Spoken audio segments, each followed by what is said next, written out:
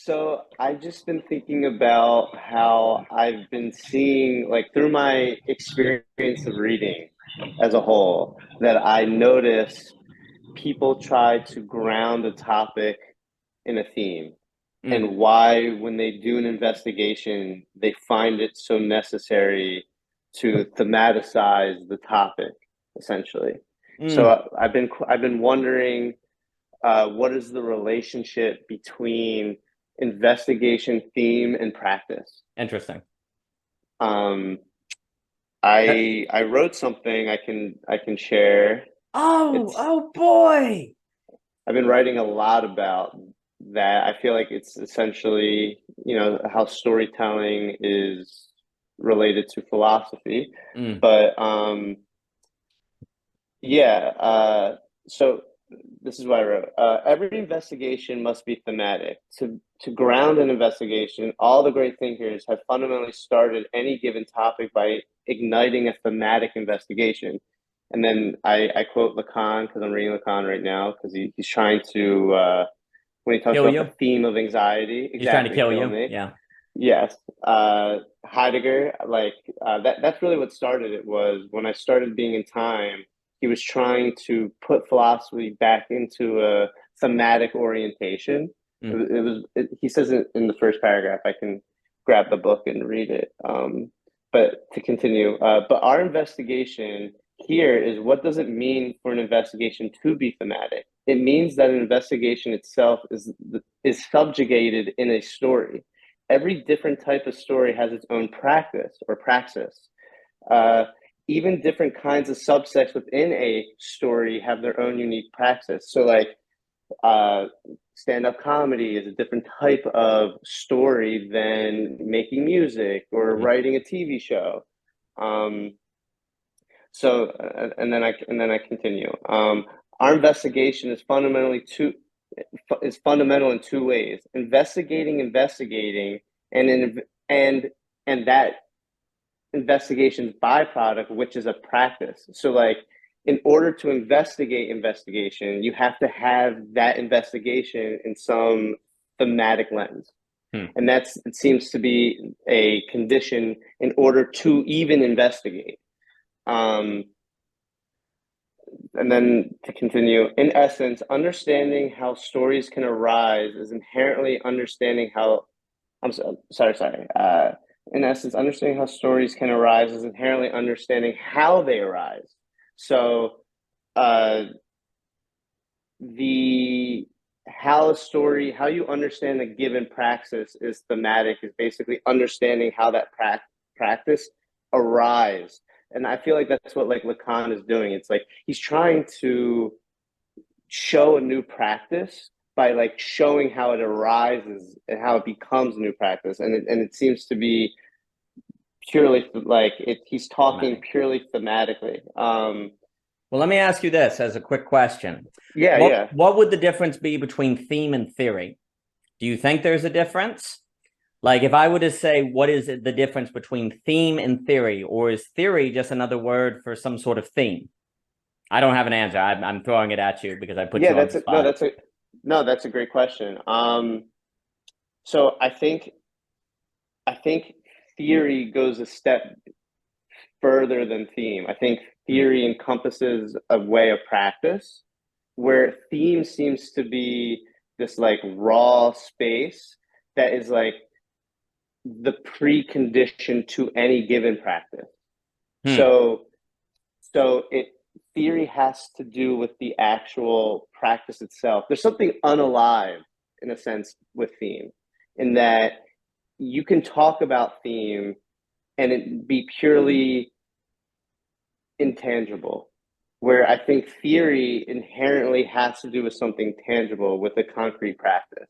Interesting. Um, So can we say that mhm. theory, not to interrupt you, I'm Yeah, giving yeah, you a please. minute. I love Can when you we, interrupt. oh, do you? Aw. Yeah, Oh, you means find you're that hot. engaging with me. Oh, it's You're very engaging. engaging. Ah. Yeah. Would we say that theory is the tracing out of a relation between theme and practice? A sort Yes. of description of how they relate? Yes. Interesting.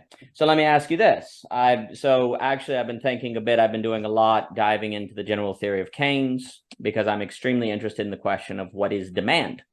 For Keynes, on demand side economics, demand is the central driver of the economy. So you have demand side, supply side.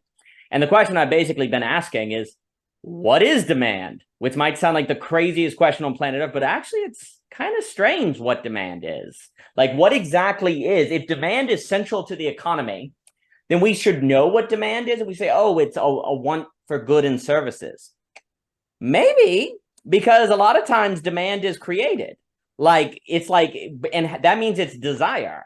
Because, and then you've got it, like, demand has to entail desire. And then how do you generate desire? So I'm trying to kind of like go deeper and deeper into demand side economics to understand this kind of metaphysical function that's at its very core, which then I would argue is not always modeled. But here's my point.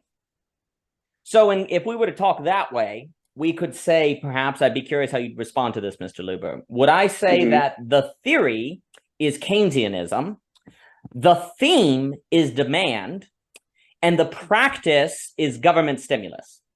Like, so what I mean by that is, in Keynes, if demand falls below a certain amount in the socioeconomic system, it's not that it never recovers, it's just really, really hard to recover. The image I use is, you know, in the movie Interstellar, when they go to the water planet and time like is normal for them, but outside it like speeds up. Well, it speeds up, you know what I'm saying? Likewise, it's kind of like the more demand falls below what I call the demand event horizon, the longer it takes for it to recover. Okay, now I'd have to justify all that if you just take my word for it, but that's how I understand Keynes.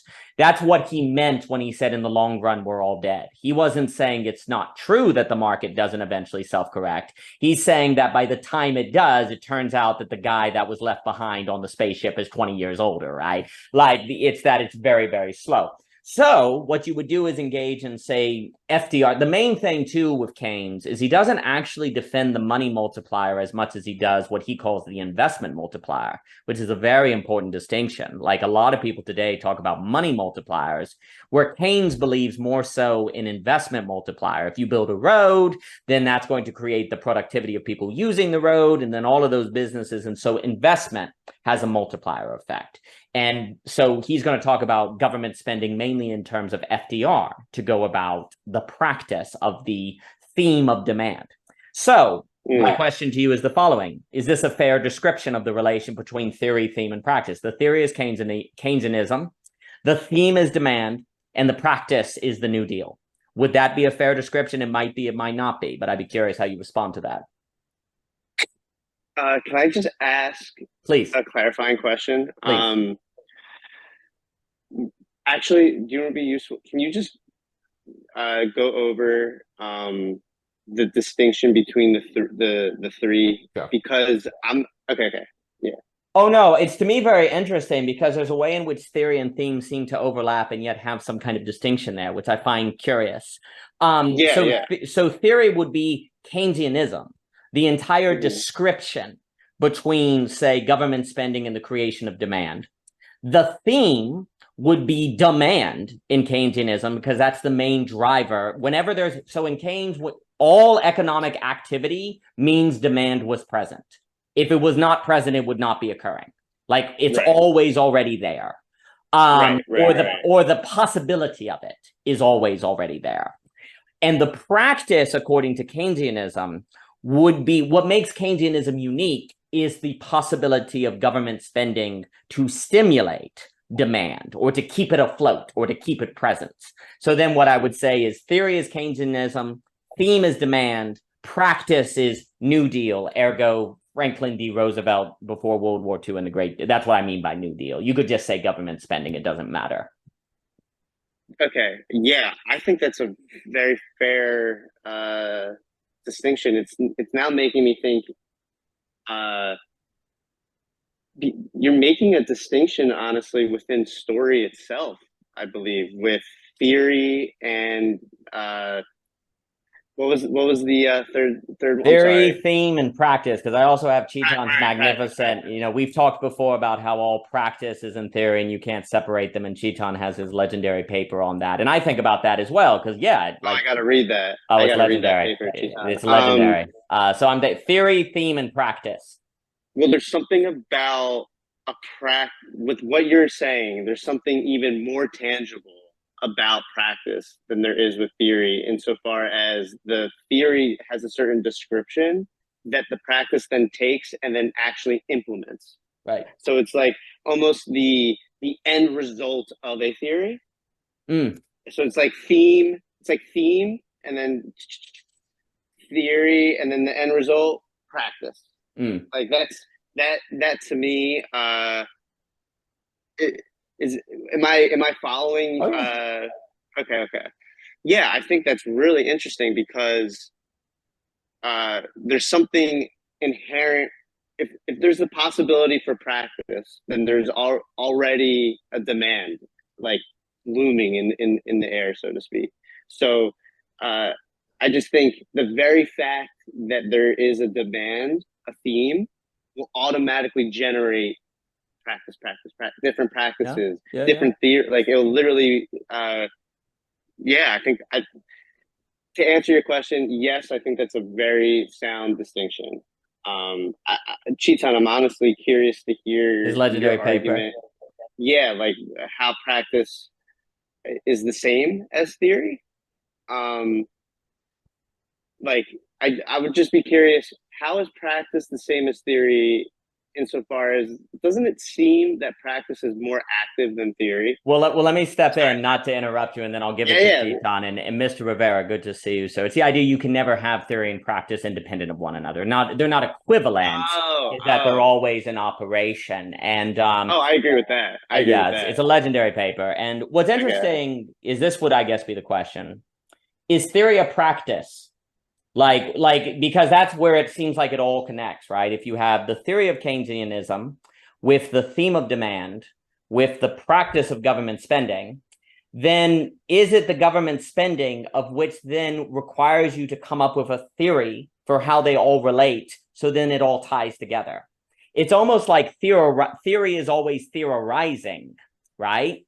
And so in the same way that, like, when you talk about story, the very act of talking about story is the act of which then allows us to theorize what you, Andrew Luber, is doing when you talk about story, which then is interesting because that's a practice within the space in which you are experiencing the theme of story. And so it's interesting to think that this third leg is actually a practice within the relation between theme and practice that is trying to capture the relation in some sort of way that then in capturing it seems greater than both of them, and not greater, but like over both of them. And it makes me think a bit of kind of a Mobius loop thing, because it is interesting to think if theory, theme, in practice, like that, those are actually three different things in different ways based on what you're saying.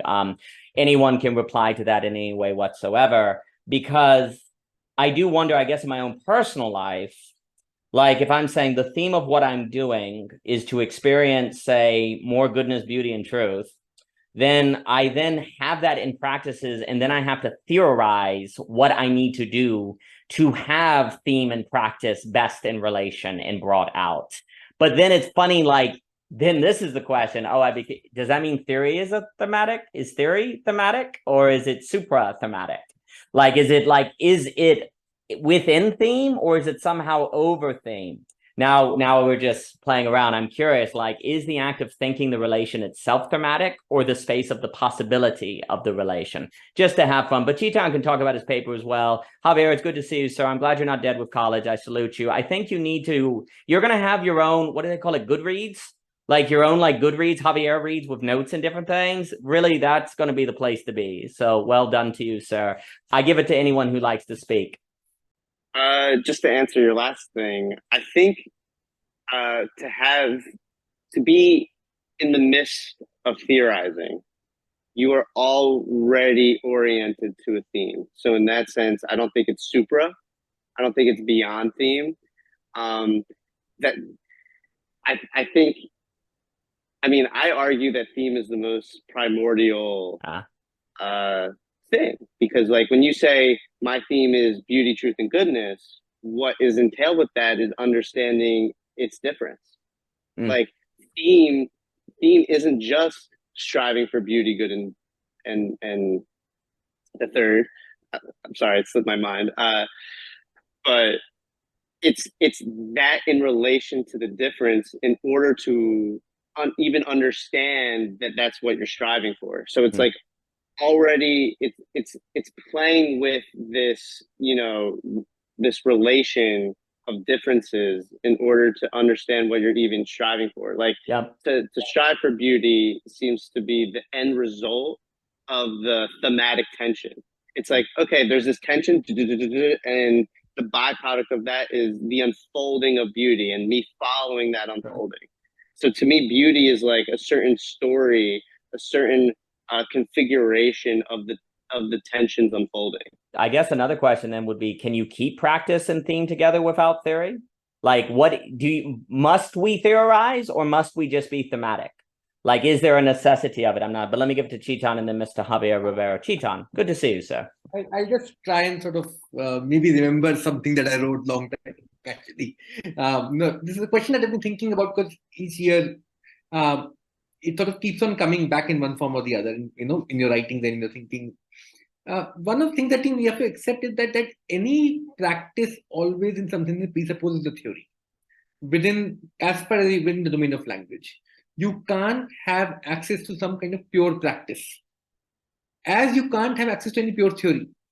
Theory always presupposes its own application at some level. You can't have a theory which is completely doesn't presuppose any practice.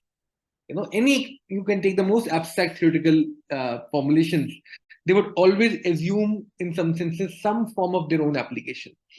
So, given that the reality, and I think fundamentally it comes from this place that human experience doesn't make sense in itself. There is something about human experience that it needs to be made intelligible in some senses. So practice itself doesn't make life intelligible. That is where the point of story comes from. Storytelling actually emerges because you need something to make your own actions intelligible to you. You can do whatever in the world, but there is something about this idea of theme that becomes relevant at that level of transitioning from something which is action to something which is in which you are making yourself intelligible to your own experience. In that sense, you're experiencing something. There is something about theme or thematic constraint that emerges from that domain. Practice can be about anything, but minute you have to make it intelligible, minute you have to make your experience coherent for yourself, you would enter into some kind of domain of theme. So theme in that sense becomes the way you transition to certain kind of theoretical universe. Without that, you would find that you have infinite points in practice which will not cohere in any sense. That coherence comes from because you enter into some form of thematic, structure, from which then theory sort of starts doing its work. Theoretical work starts. What interests me here is that within this transition to intelligibility, there is always a space for something like story to enter. And I don't think that's a question that we understand too well. There's something about human action in that sense that it cannot be made intelligible without stories. And there is some kind of conversation between story and theory, which we don't understand too well. I think because theory tries to circumvent stories sometimes. Theory wants a certain kind of pure relationship outside of storytelling with experience. There's a desire of that kind that exists there, and that desire always, in some senses, fails also. What is that? I think Nietzsche is a good philosopher to maybe ask that kind of a problem also, because Nietzsche sort of doesn't adhere to this kind of constraint of leaving storytelling out of his writings. In that sense, his writings are extremely interesting for that reason. What is it there that we need to think more, I think. Yeah. That's a wonderful comment. I'll give it to Mr. Rivera and then Mr. Luber. It is very interesting to think that wherever there's theory, there's an invitation to story. Is that good? Is that necessary? Is that bad? Is that a risk? Do we need story to hold? I like this thought as well, that theory is intelligibility. What is lost if we don't make the relation between theme and practice intelligible? And what is risked if we do so? One would argue there must be some kind of possible risk in it as well that could be bad. I'm curious, but I'll have to let me give it to Mr. Rivera, Mr. Luber. Mr. Rivera, good to see you, sir. I hope you've been doing well. Thank you. Thank you. Yeah, Andrew brought up some good questions about there must be, you can correct me if I'm wrong, Andrew. You said practice sort of implies a demand of sorts, right? But you know, this idea, this distinguishment between theory and practice, in my opinion, is a sort of another theory unfolded on top of itself, that we believe there to be a distinction. You know, why is it necessary to have a distinction? Why is that something that we have to make intelligible to us, that there is a distinction between theory and practice? It's like already that itself is a demand to make such a distinction. And yet at the same time, this strive for intelligibility is also a way to distance ourselves from the uncomfortableness, the anxiety, the angst of, you could say, just being in the world. I would even say that to say that the practice is a demand is fundamentally because there is no demand. That's where the theory comes in. There is no demand, but that's precisely why we feel that there must be a demand, because the anxiety, the angst is too much. And the only way to fit that angst, to situate that angst, that anxiety, you have to say a story, you could say. You have to give a theory about that. I would say the risk of this intelligibility is exactly that we have to put at distance what is so unintelligible and makes us anxious and feel, this sort of angst against our existence.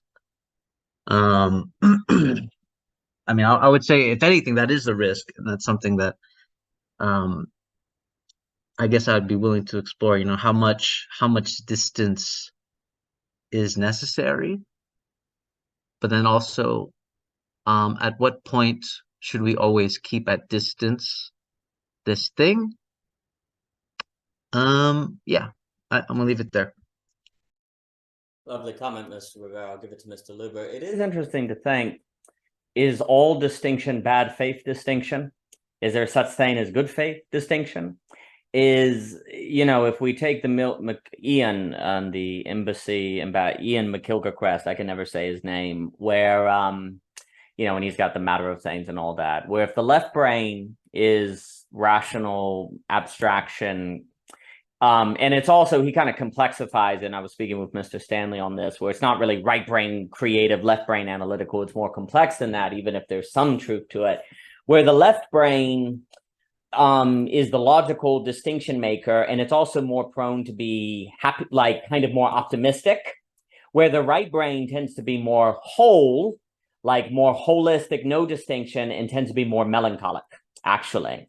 And one of the reasons might be that we were talking about is because the right brain, in sensing the whole, senses the loss, because the whole can never be brought into the frame. So there's always a kind of lost, where the left brain can shrink things and feel excited because now I have distinction, and therefore it feels like I can have control. But then that would suggest that the act of distinction, I dropped my pen, has a kind of fundamental denial that's kind of at the heart of it.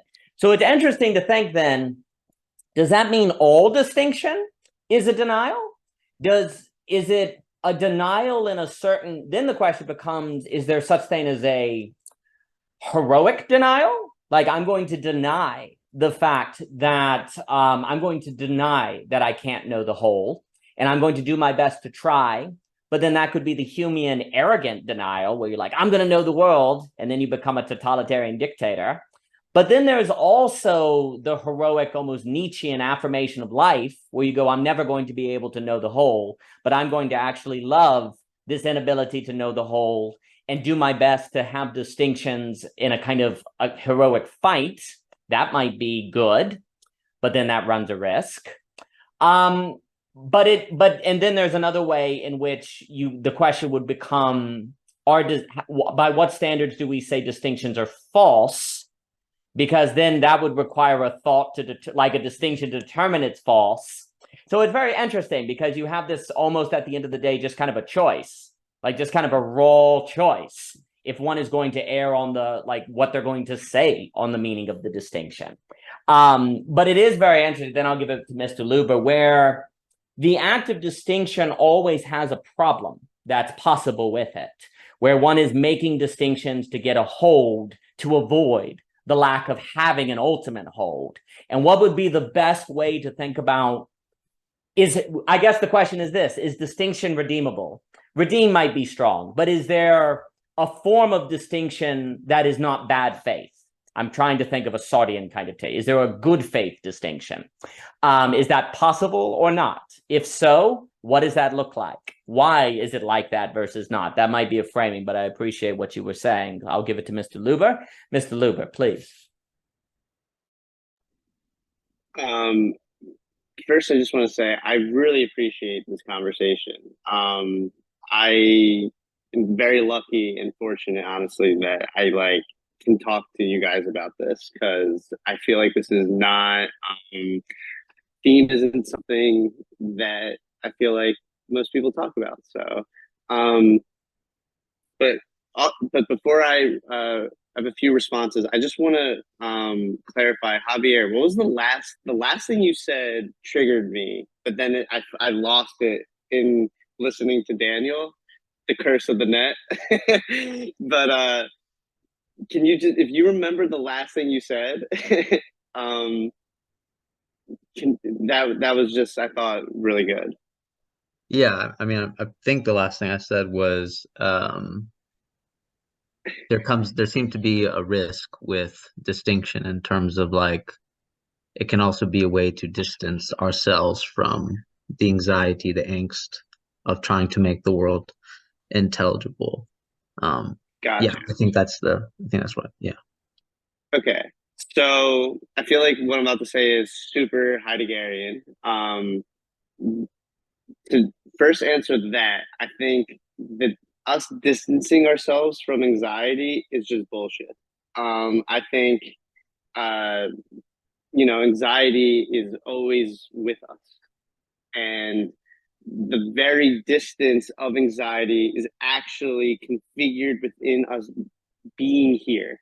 So it's an illusion to think that it's somewhere, like from a temporal standpoint, futural or something in the past, but it's just very much with us in the moment. So it's ironic that, like, I think distance, just the term distance in this context, just really expresses how when you are having anxiety, it almost feels like you're not there. But actually, ironically, the feeling of not being there actually pinpoints how you very much are there. And then I think distinction equals difference, and I think difference equals a phenomena being there.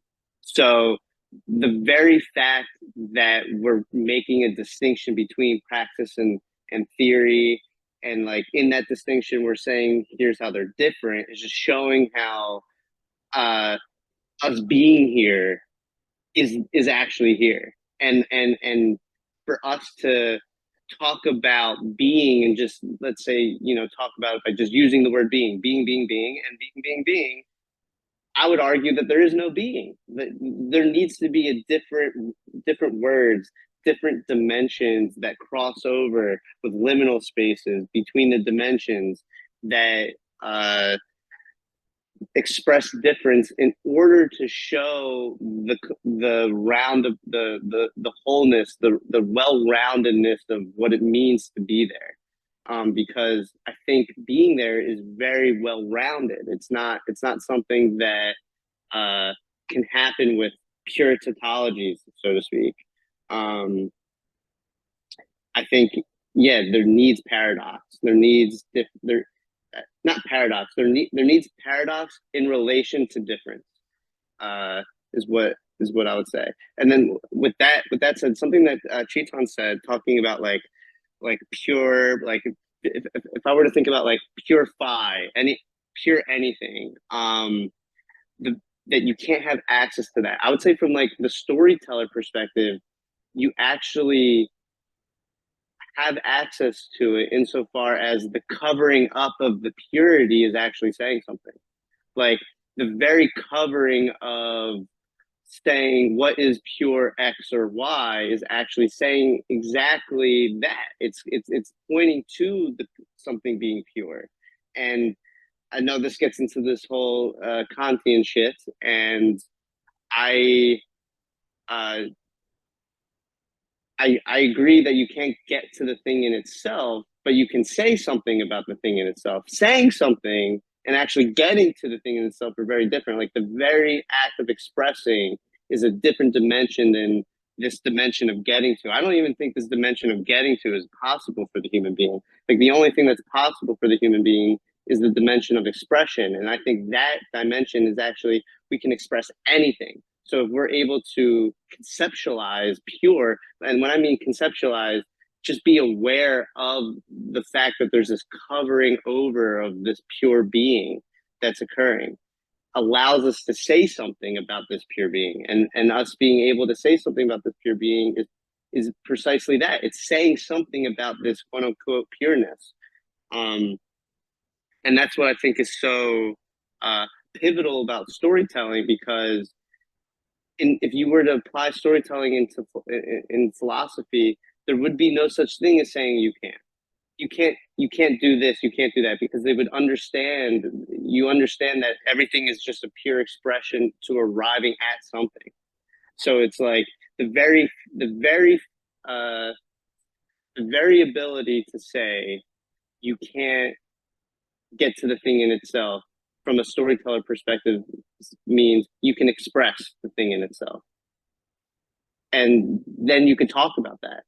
And I did want to finish reading the paragraph that I had, but I feel like I've said a lot. So I don't know. Fuck it, I'm just gonna read it real quick. But it's not much more.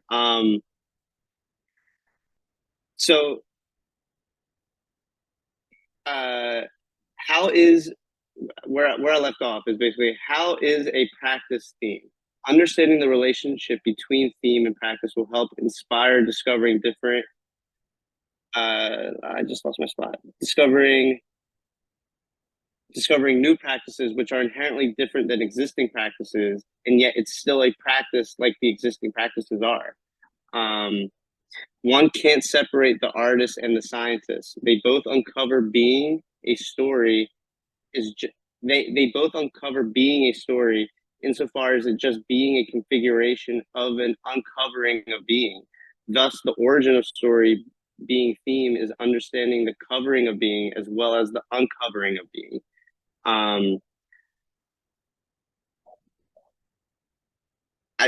There's a lot more actually. I'm going to stop there, but just because I feel like it was relevant to what I was saying. It's being in this funny dimension where it's like everything that everyone's saying always is arriving at being in some way, and ergo arriving at its negation.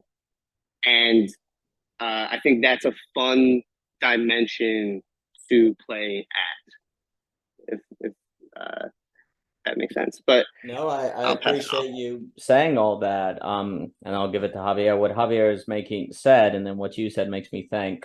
First off, I have noticed online, and I think there's always a new word, a new what do you call it? Like a new term to refer to a new thing, and like there seems to be a risk there of a kind of spurious infinity of always having a new term, a new term, a new distinction, a new distinction, a new distinction, because it seems like you can do this forever, and there seems to be a problem in that. There's also a question of when I talk about, say, let's say David Hume, there's also the risk of, say, talking about returning to common life to convince myself I've returned to common life when I really haven't. So there's a danger in the philosophical discourse as creating a certain psychological evidence to oneself of doing the thing that you're philosophically describing when you haven't. There's also this interesting question, like when you were describing story and theme just now with Heidegger and being, which was very well put, what exactly is being done in that activity? Like when one is making those distinctions or talking about those things, like why are we engaged in the act? And what are, like, so for one, like when I talk about returning to common life, there's a reason why I think this matters, but why do I think that way? Where does that feeling come from? Maybe it comes from a desire to run from the anxiety that it doesn't matter. You know, that's a possibility that I think is being pointed to. But let me give it to Mr. Rivera, then Chetan to Mr. Luber. But those are some thoughts that come to mind. Mr. Rivera, please. Yeah, I mean this idea of what I was saying with like the distance of the distancing. I merely meant to say like the modification of what we're trying to make intelligible, which is the distinctions. But even though we can say distinctions aren't necessary, I can say that we lose the visceral violence that is done when we make a distinction, or we have a tendency to forget when we decide to cut into reality that there was this initial violence, disturbance, rupture, and we can get comfortable with that. We can get comfortable like a surgeon, cutting things, dissecting. And we can say, just like the surgeon, it is necessary to do this surgery for survival, and it is a necessity. I guess what I get concerned with is the idea of forgetting what initially provoked us when we made the distinction, which we can lose ourselves quite easily by not feeling the violence of our distinctions, in my opinion. Because if you can feel the violence of your distinctions, then you understand, like, yes, I understand that this is a choice that I have to do. This is a sort of violence when I try to speak for the other. And it's that kind of violence that can be easily forgotten, kind of like Hannah Arendt's, kind of like what you always talk about it, Daniel, like the loss of how mundane evil becomes, how normal it becomes. And I think the philosophical discourse has that same kind of tendency of habit. Like they're so used to distinguishing, making cuts, it feels normal now. And so to me, I would say if there's any good faith, it would just simply be the awareness or the sort of remembrance of this violence, this initial violence, that when we decided to cut, to make a distinction, that we did this. That it was already violent from the beginning, that provoked us to say something, to speak for the other, even though we know we cannot fully speak for the other, but it's the attempt to speak for the other that is violent, disturbing, a rupture with when we're making distinctions. And yeah, I guess to finally summarize that this risk is forgetting that initial violence that is done, I think. Because it's easy to get caught up making new distinctions, like Daniel was saying, a sort of spurious infinity. But I would say if you could really feel that sort of Hegelian qualitative infinity, then it was more of the primordial violence of attempting to speak for the other when the other cannot be spoken for. I guess you can say I'm just harping on remembrance to some degree because of our tendency to forget. And that's really it. Unfortunately, I have to go because I have a dentist appointment, but I would love to, and Luber, you can message me your response on Instagram. I know it would be easier for you to say it now, but I do have to go, unfortunately. Well, let me just say that if the net ever forgets that initial violence, screw it. Like seriously, like if it ever forgets what you're describing, screw it, because then it is just that's I don't, evil's a strong word, but it might be. Yeah. Like, no, what you said was extremely well put, and I 100% agree with it. I would, maybe Luber will tell us about Heidegger forgetting being and different things. I'm tempted by that. I think the tension I always wrestle with, and I'm keeping you from the dentist, is like, it seems to me like if I were just to throw, it seems to me, to make a concrete example, that a distinction between something like and love is necessary. At the same time, there's a danger of using that distinction in service of maybe you define love in a way that just says whatever you happen to do is love and everyone else just likes. So there's a danger there. There's also a danger in not being willing to, dare I say, judge a difference between like and love because you're afraid that's judgmental and bad and you don't want to make anyone upset. So there's a danger there. But then there's also a danger of making that distinction in a way that you forget the initial act of doing that and doing it in a way that makes you then not have to interact with people who don't do that or only like. So in my mind, the reason I guess I do philosophy is I have no sense of how to not take that risk of that entire sum of problems that I just described. Does that make sense of what I'm saying? I'm not saying that I do it perfectly or even have the golden key for how to do it perfectly. I guess in my own head, I don't see a way to avoid that arena of problem. I'm just going to call it an arena of problems and risks that you just pointed out, without maybe falling into the banality of evil, without being manipulatable, without, well, someone coming into your life and ruining and not being able to defend it or understand it. I also see the risk like of the unwillingness to make distinction actually being a cowardly act too, right? Or a fearful act. But then the act of doing it could be a fearful act. And I just don't see any way to get around that arena of tensions, I guess. Javier, what you said was really well put. I should let you go to the dentist so that you're not late, but I'll pass it to Chiton and then Mr. Luber. Mr. Chiton, please. I just thought of what you do. Maybe, say two things. One is about distinction, the other is maybe about theme. On the question of, I think, distinction as we on the topic, one of the things is that as long as we are finite beings, we are bound to start with some distinction. There is no escaping the relationship between finiteness and distinction that comes with it, and so if we are bound to make some distinction, I think the problem or the sort of contradiction lies in the fact that simply negating the distinction for some kind of primordial unity always sort of creates a certain kind of fantasy.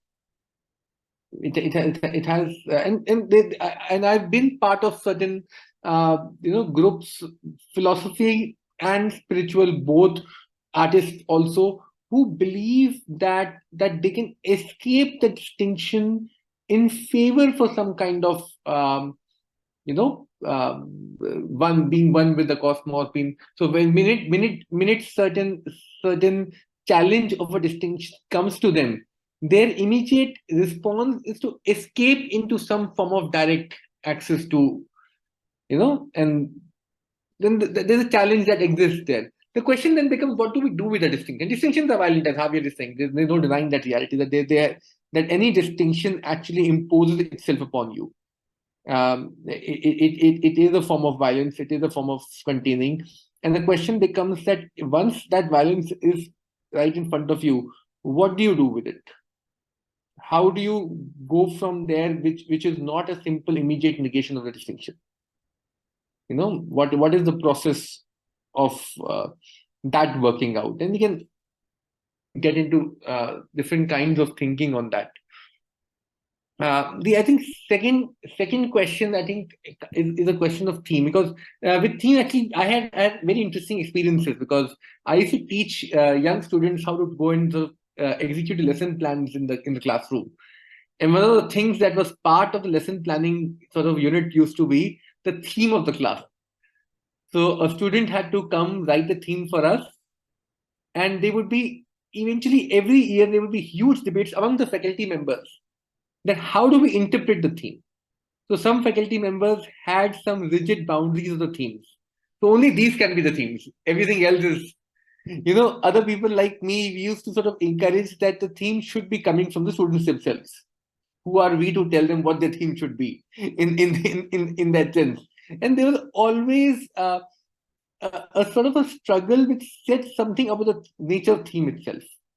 Because minute you symbolize the theme in that manner, there is always a sort of, and this is where it goes back to the distinction problem. There's always a risk you are taking that the theme itself confines your own movement within it. In that sense, anybody who has worked with themes would know that. I used to also write textbooks for schools long time back, and there also we had this constraint of writing the theme in the starting. And invariably this challenge always emerged that theme and its movement within a certain sphere never completely overlap. So as long as theme is something which is motivating the movement, it's great. At some point, the theme itself starts constricting the movement.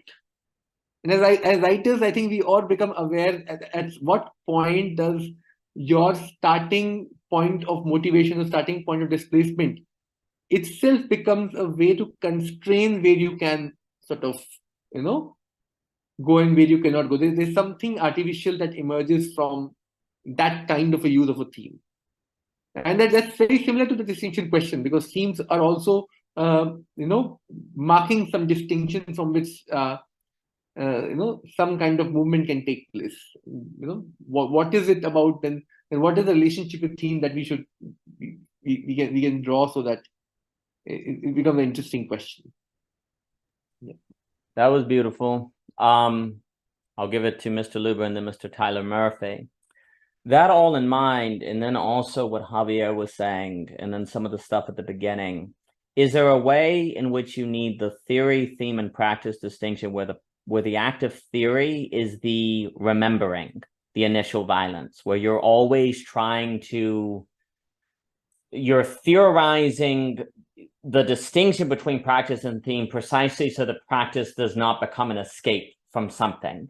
And you have to have theory to have that function to make sure distinction is not becoming, distinction is inevitable, I agree. So how do we make sure it doesn't become spurious or forgetting the initial violence? Maybe that's why we need theory, to make sure that distinction is properly fitted, I guess.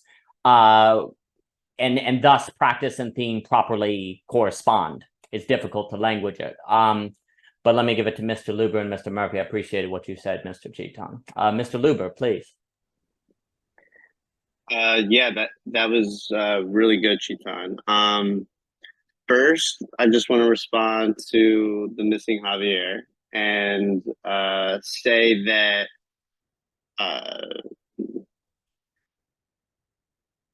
forgetting the initial tension, or instead of tension, he's using the word violence. I see them as the same thing. That initial tension has to be a forgetting in a thematic way. So what that means is, I want to make a distinction in forgetting here. There's a destructive forgetting and a devastative forgetting. And to me, the destructive forgetting is actually a thematic forgetting, because it still has ties to its original tension. As long as the forgetting is forgetting in relation to the initial tension in which it came from, the content of what it's forgetting came from, then it's a thematic forgetting. A devastative forgetting is when you're forgetting and it loses its ties to its original tension, that the content of the forgetting it comes from. And feel free to ask me questions, because I feel like questions always help clarify. But I wanted to say another thing.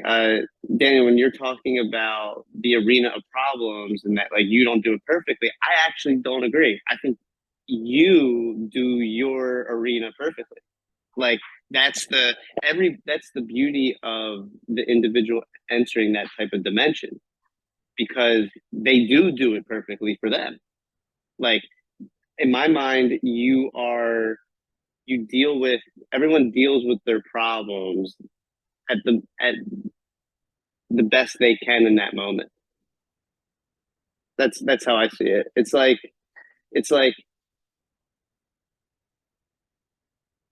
if, sure, you can always improve and expand your horizon of understanding how to deal with problems, but like in the moment in which you're not expanding your horizon of dealing with problems, you're at this current horizon, and like that is encompassing how you deal with things. So it's like you hit your apex in that moment, and like the next moment might invite you to meet a different apex, so to speak.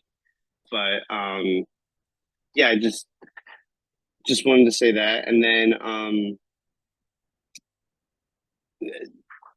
Chitan asked the question, what do you do when the violence is in front of you? I'm wondering, when is the violence not in front of you?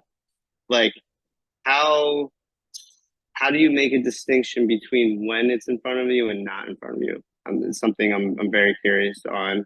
And then lastly, with like the comment that I posted in the group, that like theme marks this distinguishing between finite and the infinite.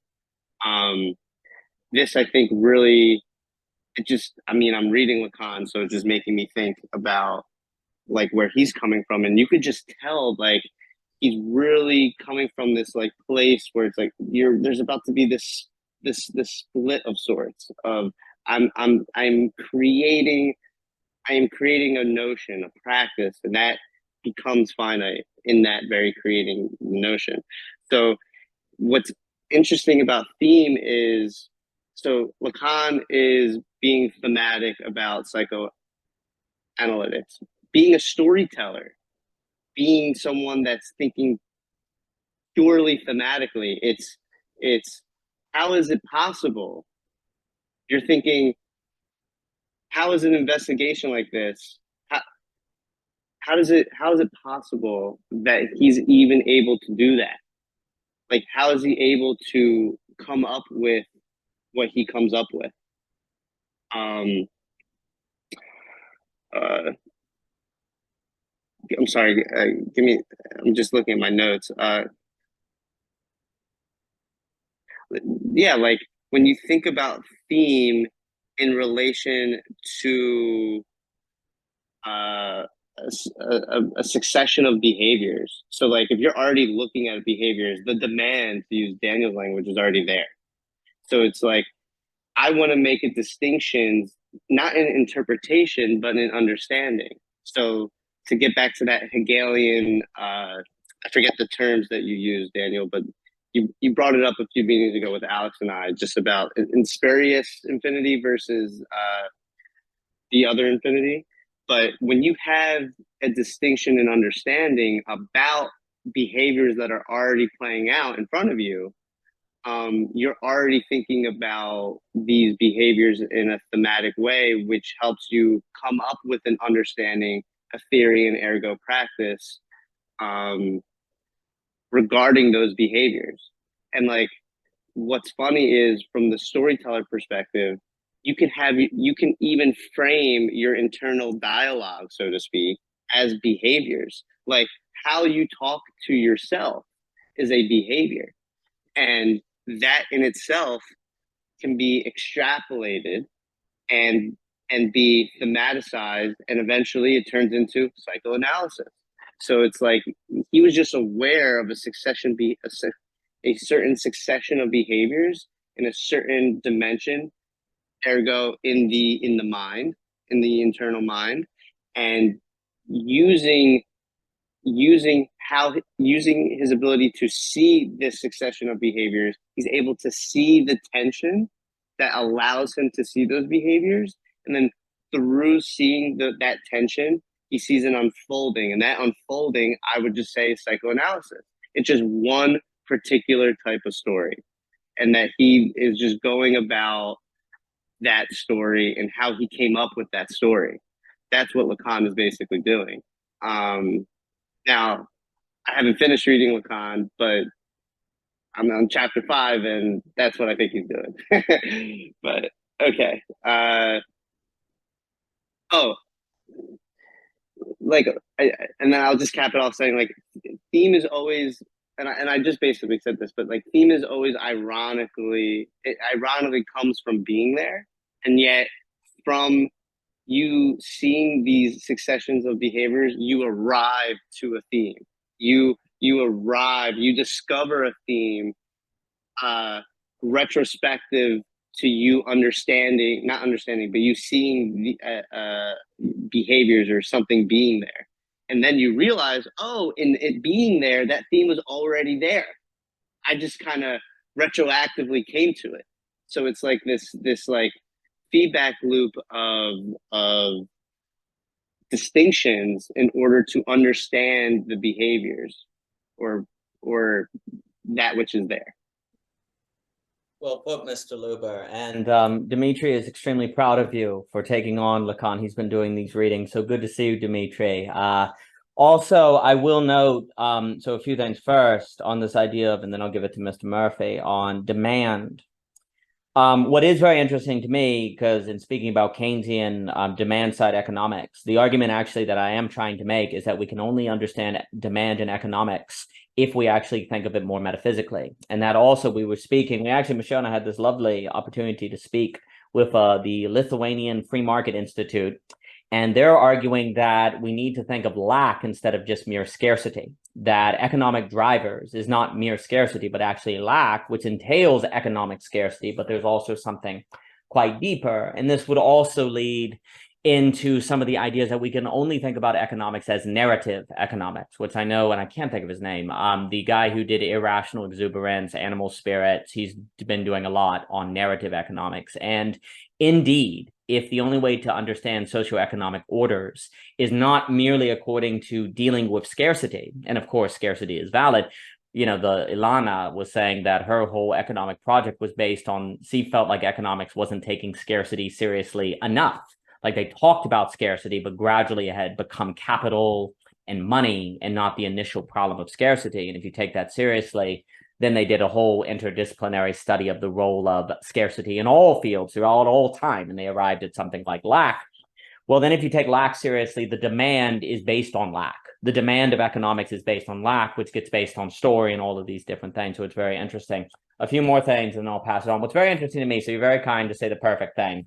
What's interesting, though, is since there is only the standard of judgment of which is your life, by definition is perfect because it is the doing of it, right? That's the thing. You are choosing the standard according to which you judge the action. So it is perfect by definition, which would mean perfect is isness, right? Here's the question then. Oh, and Dimitri, we've been talking a lot about, is distinction a way to avoid reality? Is there a bad faith distinction in philosophy, good faith distinction, all these different things? But this is the question that's interesting to me, and I actually think it has a bit to do with your talk with Dylan. So if we can't really say that our own choices are anything but perfect because it's the unfolding of our own story, what does it mean to choose X instead of Y? You know, if, you know, I like to think, you know, like I'm married to Michelle. I tell Michelle if, you know, if I can do X better or something wrong, and she says, I'd like you to do X, or she says no, and I decide to listen to that, what exactly am I changing course or changing my unfolding relative to, if it's not some sort of better? Because I am my own unfolding of better. Is it just absolute choice? Is it raw abyssal? Is it just reconciliation with possibility that you are going X way instead of Y way? What is the movement in, say, the phenomenology of spirit between self-consciousness and reason, where the other is part, you identify with otherness? What is that? And then is that situation of I and other become its own basis of decision-making? So what are we doing? Does it mean that in the end, everything is choice in a way, and that choice is a pure giving, a pure absolute basis of its own ground that could go X, Y, and Z way, and at the end of the day, all we can say is that we had one story according to what theme that we kept together according to Z theory that could have been another? Is it all ultimately arbitrary? But then does it mean that arbitrary is actually life? Like, is that freedom?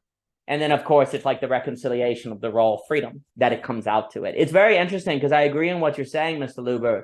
I think if we take it seriously, it means that when we make a choice, we're doing something a lot more radical than we think we are. I think very often we think when we make a choice, we're just choosing something better or something that makes it more perfect.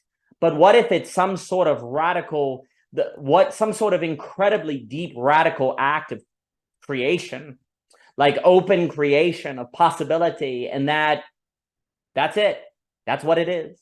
In some very, very deep and strange way. I'm being provocative and a little bit poetic, but I think about these things. Raw choice. But let me give it to Mr. Murphy, then Chetan, and then Dimitri. Mr. Murphy, it's good to see you. I hope you got your coffee. Yes, sir. Yeah, this has been great to just sit back and have coffee and listen in on. When I think of theme, I think of repetition. And maybe, Andrew, this is similar to what you're saying with like succession of behaviors. I think that this is like, I'm drawn to psychoanalysis because they take seriously, slips of the tongue, dreams, these things that keep coming up over and over again. And then it's like, okay, well, we've got to have some theory for why are these things happening? And I guess I'd like to, like, if maybe the other thing I think of is like just even the story of Job as a potentially like the Hebrew people wrestling with the theme that is basically like the problem of pain, or the like, why do we keep having suffering and what's the word for it, suffering that doesn't make any sense. And so I guess I'd be curious if you guys think it is that story falling into bad faith, or is it an example of the kind of good faith, that I think that Javier was talking about, where at the end, I don't know. I mean, I think it kind of depends on how you interpret it. Zizek, I kind of like Zizek's idea of like that he takes apparently from Chesterton, where God at the end basically comes back and says the exact same thing as like the religious friend, and it kind of sounds like, who are you to question me, you little peon, you little speck? Where were you when I did all these things? Zizek's idea is that he's like saying, no, where were you? Like, I could have used your help, kind of thing. Is that the kind of, if we read it in that way, then are we participating in something that's like good faith? And one of my favorite jokes, real quick, is that I think basically makes the same point, is two friends are playing kick the ball at the can. One friend is religious, one friend's not. The non-religious friend kicks the ball at the can. He misses. He says, God damn it, I missed. And the religious friend says, hey, don't use God's name in vain. That's blasphemy. May he strike you down with a lightning bolt for saying such things. Well, sure enough, out of nowhere, this storm brews in, and thunder cracks. It strikes, and it hits the religious friend. And the religious friend is lying on his back, looking up to the sky, sizzling. And he goes, but my Lord, why did you strike me when he was the culprit? And he hears this voice from heaven say, God damn it, I missed. To me, that, I don't know, I see a relation there between maybe what would be the same sort of logic that Zizek is offering up as the logic that's presented in Job, which according to him is sort of like the first critique of ideology.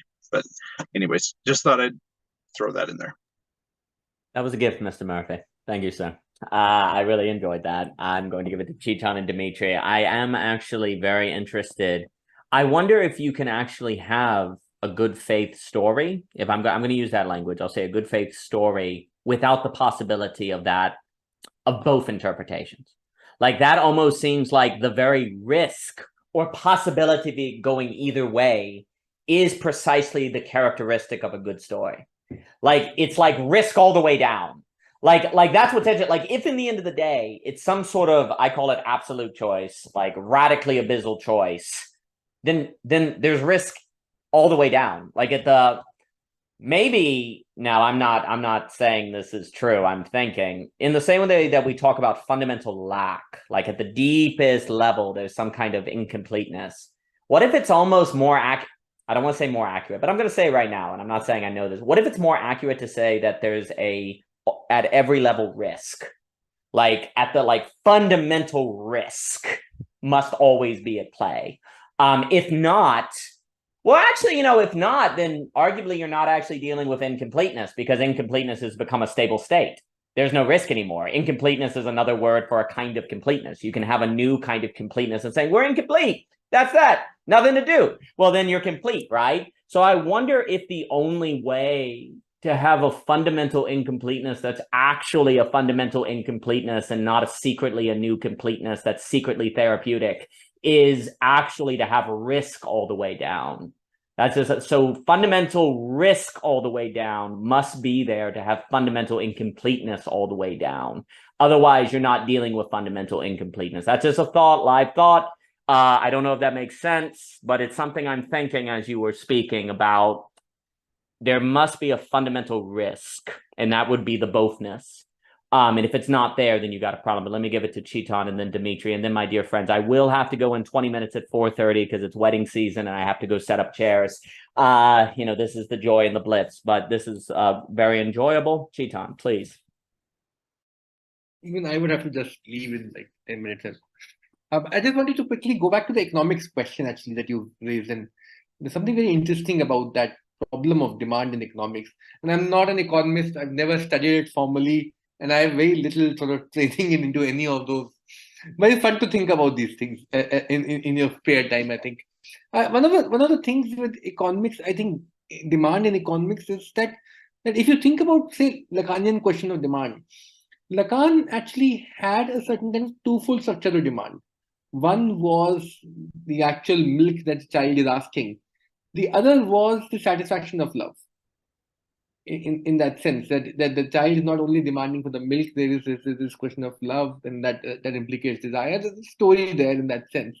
But if you see economics is a very interesting problem of demand because of the problem of commodity, essentially. And we have to, if you understand the problem of commodity actually sort of emerges from the fact that the exchange value of the market sort of starts determining the use value of the product itself.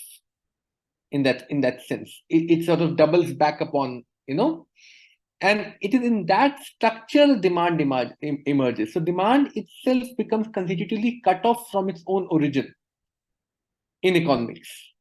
That's the first sort of problem that we have to start thinking about. It's not the demand of the child that we are thinking over here.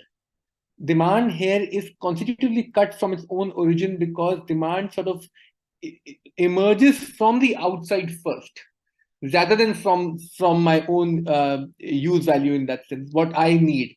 It is something in economics which is appearing from without. And that the structure of demand actually becomes very interesting, which is why I think Keynes' model always sort of starts entering into a problem, because Keynesism cannot think about demands as something which is constitutively originating outside of the subject in that sense. And every time you have a theory in which demand sort of becomes the primary original driver of economics, you always get into this problem of not being able to of not being. I say hi real quick, Haven. Hey. It's Haven. This is Haven. He brought me something from the mail, so it was very nice of you, Haven. So this Yeah. is Chetan. Yes. It's an awesome book because it literally says on the wrapper, awesome book. Oh, it does. I think we're set. Well, thank you, Haven. I You appreciate got an awesome.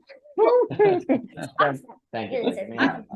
Can you shut that door real quick? I'll be down for dinner in a minute before we go. Thank you, sir. Thank you, sir. So please, Chetan. Yeah. But the demand is actually constitutively originating from certain outside space in that sense. It's already exteriorized in a particular sense.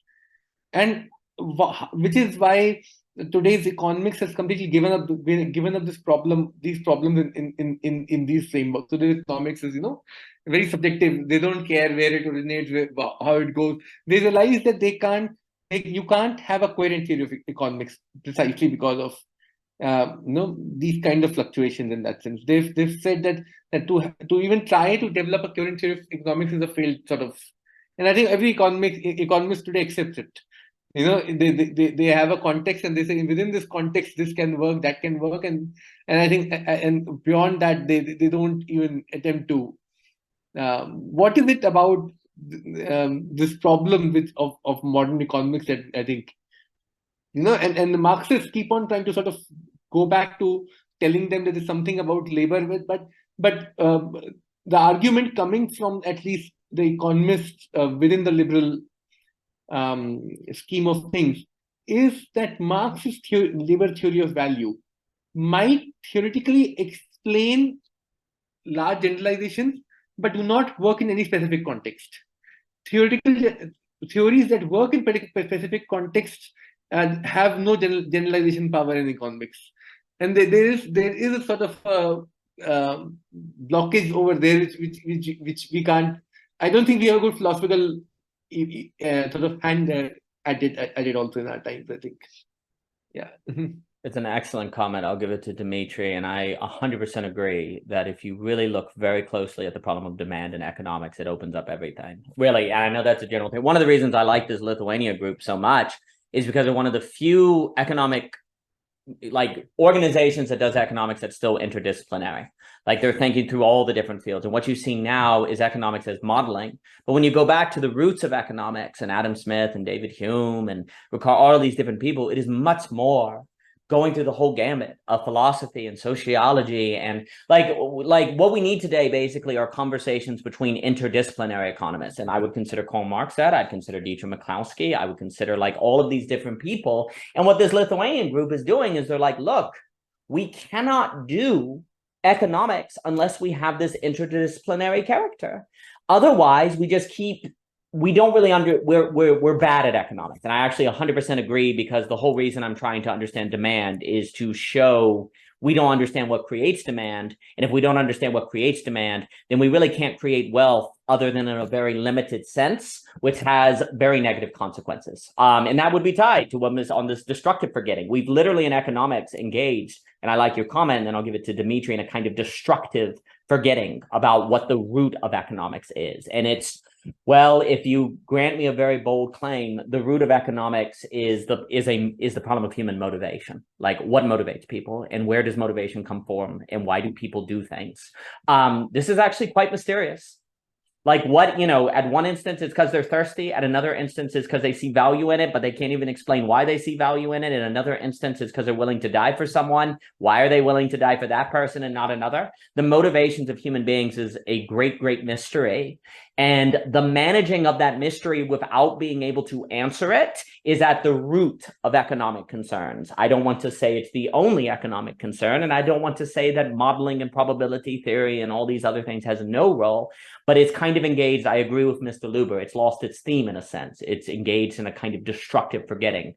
And I think that's been notably consequential for economics. I will give it to Dimitri now, but I am also interested, I think basically too, if Dietrich Miklowski is correct, that the creating of a society that values risk-taking is what creates wealth, not in a sort of exploitative way, but in a air conditioning way, that's what she wants to argue, then this would tie to the idea that fundamental risk and fundamental incompleteness are all part of the equation, that metaphysical understanding is what then economics is at its best when it's trying to think. But I think the problem of demand brings this all out. More can be said.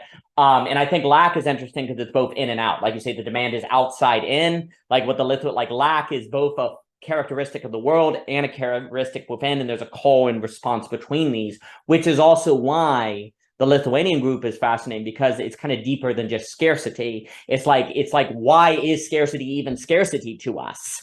Because we have a relation to the thing that suggests we are scarce of it. And then on a deeper first world nation, it suggests a certain lack. So thinking of it throughout, I think, gets into this deeper understanding of demand, because basically in economics, demand is often thought of, let me put it this way, in the models, people have pre-existing demands. Like they just want things. But like you said, no, it's not so simple. Often the demand is from the external world. It's not like people just have demands. Those demands seem to be incubated by the sociological setting and other things. It's a dance between those. But that anthropological understanding is not always there in economics. And I think, in my opinion, I think the consequences for that can be dire. But Chetan, and then I'll give it to yes, Chetan. I want to say one thing. What I'm saying basically is that demand is somewhere untethered from its own origin. Yes. It's cut from its own. It's doubling itself because there's a vacuum created underneath because of whatever reasons. It's almost functioning like a rumor. Rumors are like that. They're a form of speech which are cut from their own origin. If you see a rumor, somebody says something, no, you don't know where it started, you don't know where it, demand in modern economics is functioning somewhat in that structural, which has to be theorized, which has to be thought through, which we don't understand too well, I think. I'm gonna have to credit you for the metaphor of rumor, because I've not had that. To me, it's always outside the model, but like to describe it like a rumor is way better. That's really good. Thank you. Thank you, Chetan. I'll give it to Dimitri. Well done, sir. Dimitri. Yeah, I have nothing to say about economics because I haven't read anything. So, but I'm interested in demand, and I was reading some Écrits, early Lacan. He was 35, and he said, yeah, first the patient, he's like demanding the analyst to love him, basically. But then he gets more desperate, and this demand starts turning into please, please love me. Of course, the way this works is that, according to early Lacan, the way it works is that as a psychoanalyst, firstly, you take notice of the fact that there's all this weird fragmented stuff the patient does. Like, let's say, disparate slips of the tongue, dreams, jumbled actions, kind of symptomatic behavior, repetition, compulsion. But this early Lacan was some people like to say, is the Lacan of the imaginary phase. And there's really a deep truth to this, because man, Lacan was so Platonist in this day and age. He was all about this idea of the idea that there is an image, and this image suggests you to act, but you don't really know what that image is, and then you act it out. You repeat these types of acting out in disparate ways. But when you go to psychoanalysis and you get transference, the analyst refuses, your demands of love. This kind of sits idly and patiently by, not impassively, but he refuses it. Eventually, then you start building up more and more this image, at the point where, as early Lacan explains, this image itself equalizes with reality. And now he says that actually this imaginary addressee, who the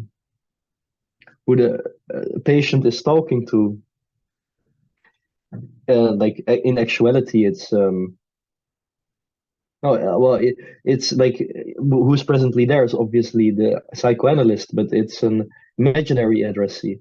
And this image to which the speech of the patient is addressed to, this speech can be completely meaningless. The content of it can be completely meaningless, but precisely because it is meaningless, it can conceal a meaning of who this meaninglessness is directed to. And this very simple fact of language, that the content can be completely meaningless, but it's still directed to someone, conceals that there is a meaning to it. So this is why, of course, there's the law of non-omission in free association. Say whatever comes up to your mind. But the fact that this addressee of your speech is imaginary doesn't mean it's not real. Like the real is in that image, and the deeper you go into the image, the realer it is in a sense. And this real harkens back to fantasy, in a sense, what we can call the primal scene, or as Plato explains it in the Phaedrus, like the beatitude, the vision of beatitude all immortal souls had before being incarnated. And this tells us how to desire, or like this kind of tells us what the demand should be. It's not that we don't know what we want and then we take up fantasies and we kind of hallucinate it. No, it's like fantasy tells us how to desire. Now, when you, as early Lacan believes, when you go so deep into this image that there is no distinction between reality and let's say the image of the one, that's also the moment at which it's like the apex, and whenever you're at the apex, everything that can still happen is that things fall apart, right? But in this kind of falling apart, you collect and recollect yourself, and this is kind of how he theorizes the end of analysis. And it's funny because he actually says that you can become a complete personality and get rid of all your symptoms. But yeah, this is the early Lacan when he was 35. So it's interesting. He, in these early writings, he's not talking about the other. He's really mainly talking about the image, and he's talking about the image in the most Platonist sense imaginable. Like, not in a bad sense or anything, but like it's so visible that he's taking all of this stuff, this idea of recollection, from Plato. Idea of the primal scene, and this kind of stuff. Now, obviously, there was to Lacan himself deficiency in this way of theorizing the psychoanalytical treatment. Otherwise, he wouldn't have gone into his symbolic and real phase. But I still think it's there's a use of the use to thinking about images in this way. And like it's funny because we just had a session in the Lacan course at Philosophy Portal, and there's some new people interested in Lacan, and it's funny because a lot of people who are just interested in psychoanalysis always ask very good questions that oftentimes psychoanalysis doesn't really have an answer to. For example, a question is like, okay, but what is then the point of psychoanalysis? Like, what's the end of psychoanalysis?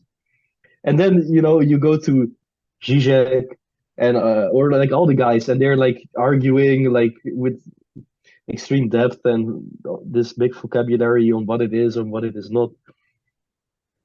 But yeah, I'm not so sure what's the.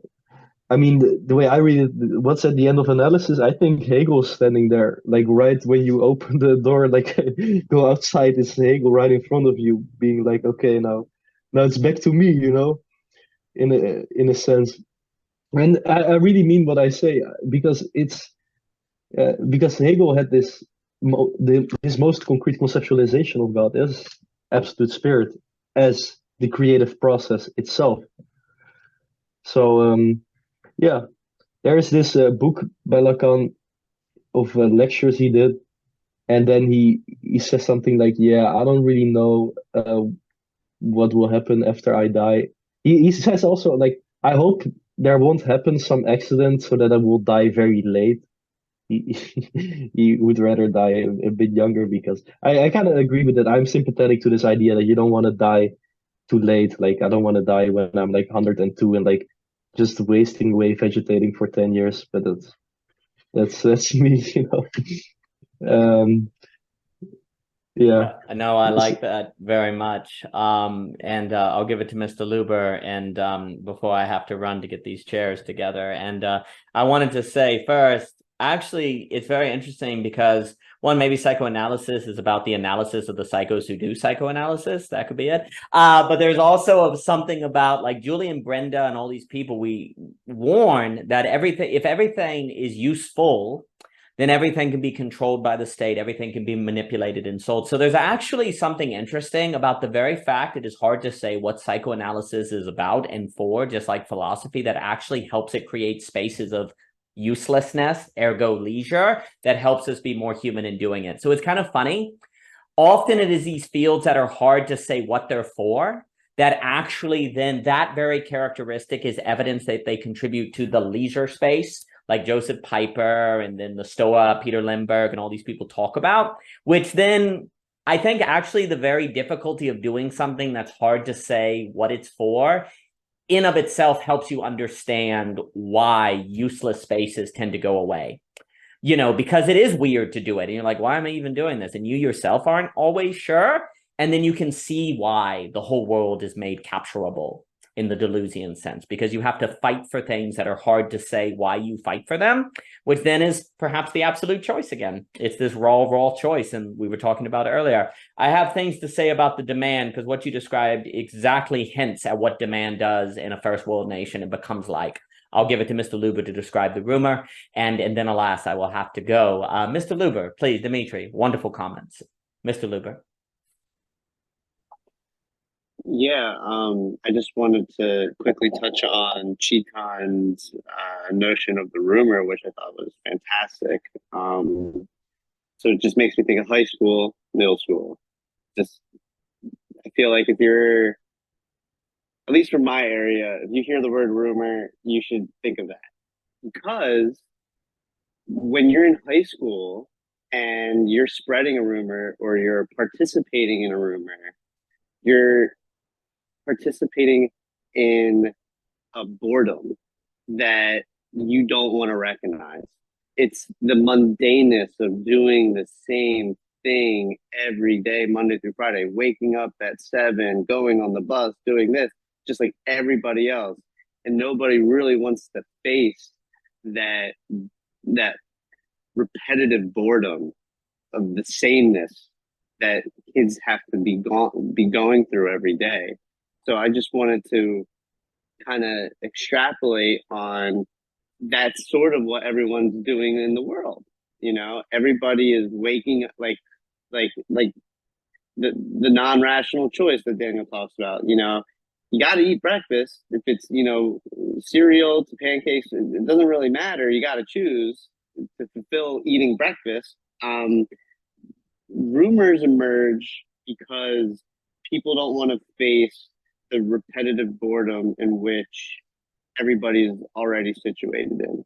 And maybe boredom isn't the right word because there's like a negative connotation, but I kind of see it with a positive connotation insofar as it's something that I'm sharing with everybody else. Like I can be friends, like I can communicate with you. Like it is part of like this leisure dimension that Daniel was just talking about. Like I'm able to be different than you. Like I'm Andrew and you're you, but yet we can think and talk about the same topic in the same dimension because we're all situated in a sense in that dimension.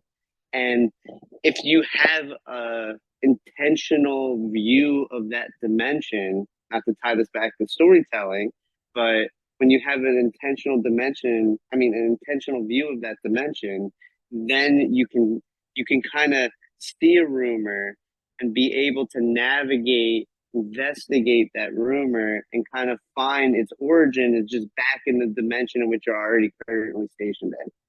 So, and just to finish my point, because I know Daniel got to go, but like in high school, every time I would hear a rumor, like it all came down to, oh, this person started it. And it's like, then the question people are like, why did they do this? Like, why the heck did they even do this? And it's always like, in my mind, I was always like, they were bored. Like they wanted to participate with us or with other people in our high school and didn't feel like they could. Therefore, they started a rumor. It's really that simple. So I feel like there's something with participation, the rumor, demand. There's something with a joint wanting to participate together in something which creates this demand.